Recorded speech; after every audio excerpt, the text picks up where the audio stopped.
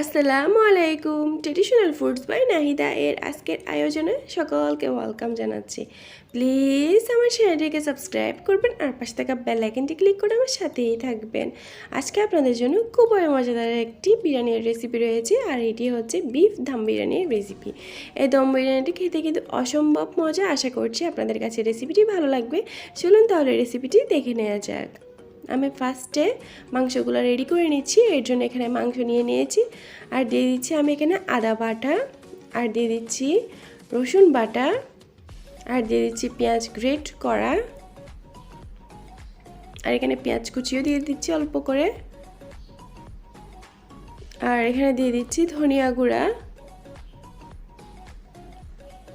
আর দিয়ে দিচ্ছি বিরিয়ানির মশলা। আমি শানটা ইউজ করেছি, আপনারা চাইলে যে কোনোটা ইউজ করতে পারেন। আর দিয়ে দিচ্ছি গোলমরিচের গুঁড়া আর টমেটো সস, দিয়ে দিচ্ছি এখানে কাঁচামরিচ, এলাচ, দারচিনি, লবঙ্গ, আর এখন দিয়ে দিচ্ছি আমি স্বাদ মতো লবণ, আর দিয়ে দিচ্ছি সয়া সস,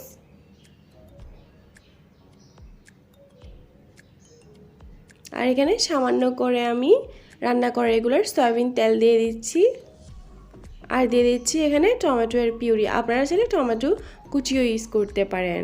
এখন ভালো করে হাতের সাহায্যে এগুলো মিক্স করে নেব। হাতের সাহায্যে মিক্স করলে মাংসগুলোতে ভালোভাবে মশলাগুলো লাগবে। এখন মিক্স করা হয়ে গেলে আমি 10 মিনিট রেস্টে রাখবো। এরপর এখন আমি এগুলো ঢেকে দিয়ে চুলার মধ্যে বসিয়ে দিব।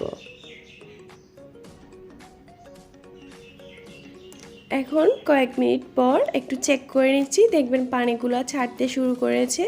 এই পর্যায়ে একটু নেড়ে ছেড়ে দিতে হবে। ভালো করে নেড়ে ছেড়ে দেওয়ার পর আবার ঢেকে দিব আমি 5 মিনিটের জন্য। আর চুলার আঁচটা এই পর্যায়ে আমি মিডিয়ামেই রেখেছি। 5 মিনিট পর দেখবেন আরও অনেকখানি পানি ছেড়ে দিয়েছে। এই পর্যায়ে আমি এর মধ্যে হলুদ বাটা আর লাল মরিচ বাটা, আর দিয়ে দিচ্ছি তেজপাতা। আর এখন এগুলোও ভালো করে আমি মিক্স করে নিচ্ছি।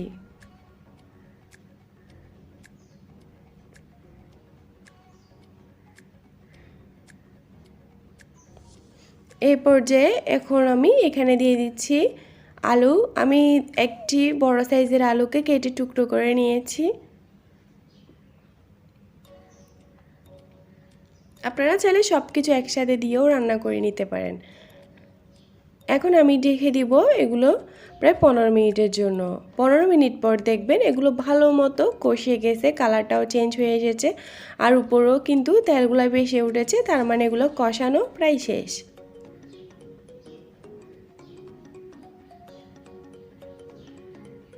এখন আমি এর মধ্যে প্রায় হাফ কাপের মতো লিকুইড দুধ দিয়ে নিচ্ছি। আপনারা যদি লিকুইড দুধটা ইউজ না করেন, আপনারা এই পর্যায়ে এখানে টক দই ইউজ করতে পারেন। আমি টক দই ইউজ করতেছি না, আমি জাস্ট দুধগুলা ইউজ করতেছি। এখন আমি ঢেকে দিব আরও 5 মিনিটের জন্য, যাতে করে দুধগুলাও ভালো মতো কষে যায়।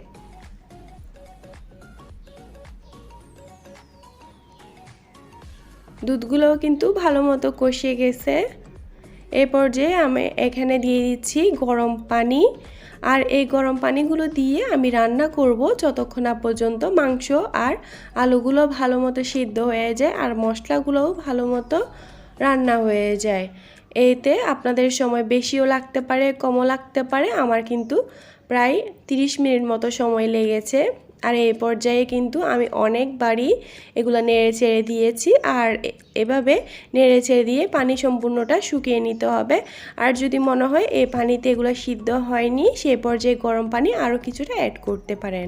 অবশ্যই ধৈর্য সহকারে ভালো মতো এগুলো সিদ্ধ করে নেবেন, না হলে কিন্তু বিরিয়ানিগুলো খেতে মজা হবে না আর মাংসগুলো সিদ্ধ হবে না। মাংসগুলো কিন্তু প্রায় সিদ্ধ হওয়া শেষ, আর আলুগুলোও কিন্তু সিদ্ধ হয়ে গিয়েছে। এখন আমি ভাতগুলো রান্না করে নিচ্ছি।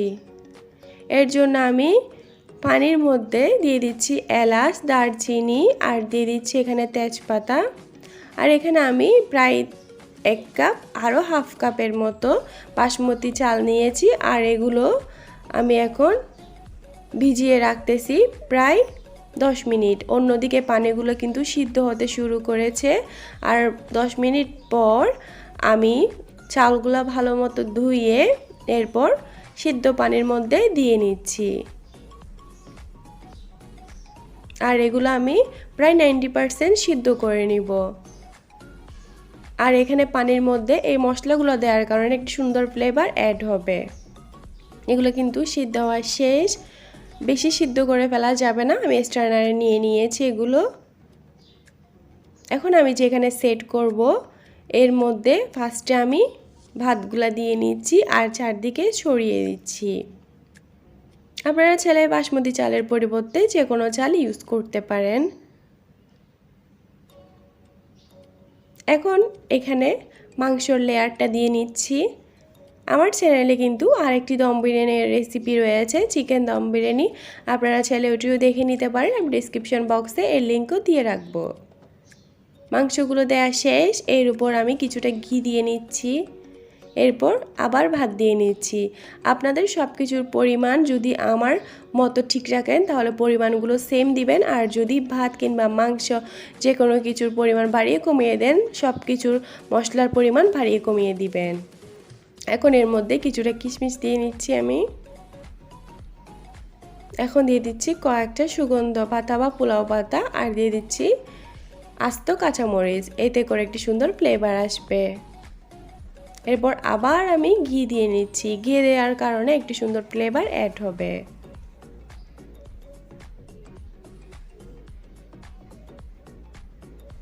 এখন আমি ঢেকে এগুলো রান্না করে নেব প্রায় 20 মিনিট, চুলার আঁচটা একদম লো দিয়ে।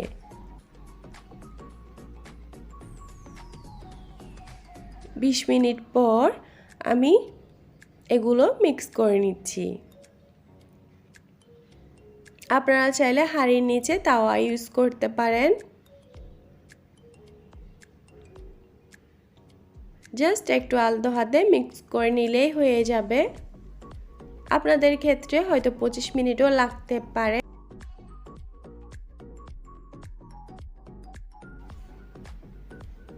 এগুলো কিন্তু রান্না করা শেষ, আমি জাস্ট সার্ভ করে নিচ্ছি।